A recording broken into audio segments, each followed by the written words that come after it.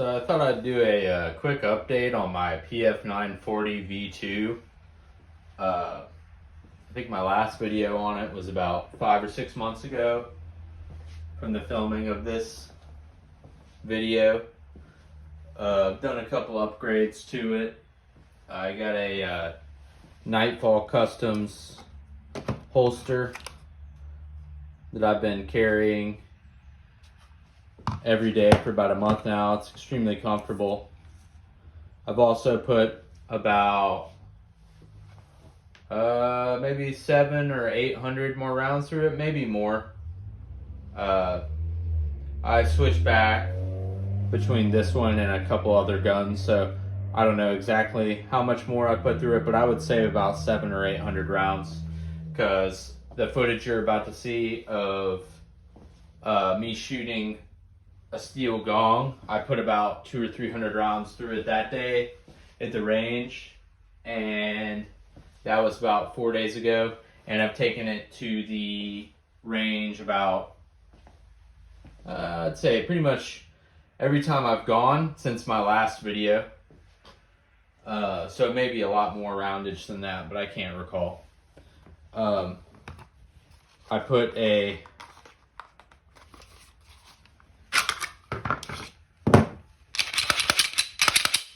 put a Siley Wolf Zero red dot on here about 5 months ago, and as you can see, I have been very hard on it and it's still trucking.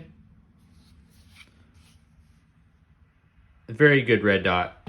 I highly suggest them. For $110, you can't beat it. I shit you not, I've used this red dot against a table like this, like using the edge of the table, and slammed it down because I've been running steel case through the gun, and every once in a while the little polymer coating on the steel case, once the gun starts getting really hot, that polymer coating will glue itself into the chamber. So I've had to clear 2 jams with this red dot, and it is still going strong. And like I said, I wear this every day for 10 plus hours a day. Battery hasn't died on me. My biggest complaint about it is that I run the gun so hot that the screws and the Loctite liquefies after about 200 or 300 rounds, and they just come loose.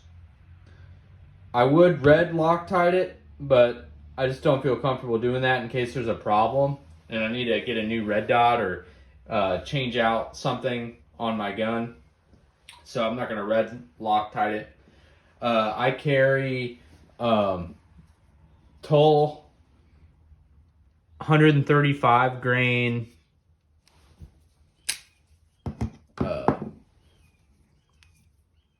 135 grain Toll ammo hollow points. These have a very interesting recoil impulse. It really slows that slide down because the round is so heavy. You can really tell the difference when you shoot the 115 grain Toll ammo steel case, and then you go and shoot some Toll ammo 135 grain brass hollow points. The recoil impulse is like a night and day difference. It's pretty interesting to feel that difference. I have had a couple problems with the edges. There's some burrs sometimes on the edge of the bullet, and what will happen is, even with OEM magazines, it'll get caught in the liner and then it won't want to feed. Now, I've only had that issue with one magazine, and it's not this one. And it's not this one either. This is my other carry mag I carry in my pocket. Both OEM magazines. But there is one OEM magazine in this OD green that I have that will not run that self-defense ammo for some reason. Like I said, it's probably because there's a burr on the bullet. I also just got a Timney Alpha trigger in there. I haven't got to shoot it yet. I literally just put it in yesterday. I just got here. I actually went to the range on Thursday, and I was hoping it would have been here by Wednesday, but it didn't get here till yesterday. So I just got to put it in. I checked the sear engagement on it, and it looks fine. It resets. It resets and everything, and the sear engagement looks good. Although I don't think you can tune this trigger, because if you've seen the inside of the trigger, and I'll show you that now,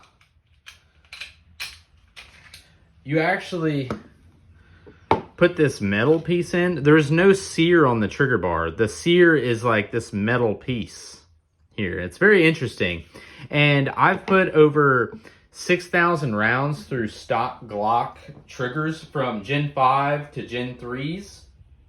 And I'm really used to that OEM trigger. And this is a nice trigger, but I don't think it was worth $170. Now that might change. I might change the way I think about that if I go and shoot it. It feels like it's about, I'd say like 3.5 pounds or so. The brake is nice, although I don't like the reset. The reset compared to the stock trigger seems really long.